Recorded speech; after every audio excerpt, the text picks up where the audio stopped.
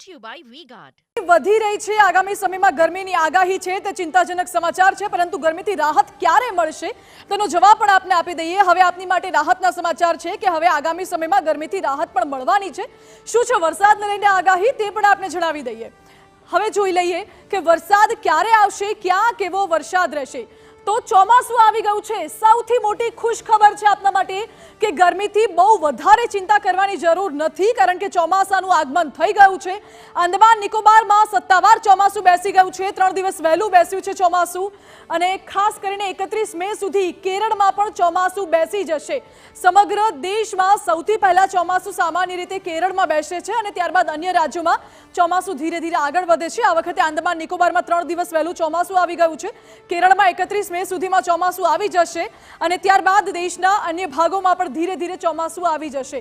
એટલે જૂન મહિનામાં દેશના અન્ય રાજ્યોમાં ચોમાસું સત્તાવાર બેસી જશે।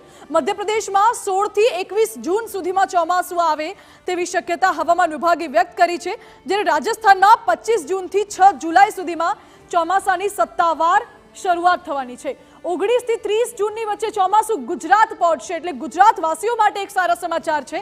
હવે ફક્ત એક મહિનો કદાચ એવો રહેશે કે જેમાં આકરી ગરમીનો સામનો કરવો પડશે, પરંતુ એક મહિના બાદ રાહત મળી જશે ગરમીથી। 19 જૂનથી 30 જૂનની વચ્ચે ગુજરાતમાં ચોમાસાની સત્તાવાર આગમન થઈ જશે।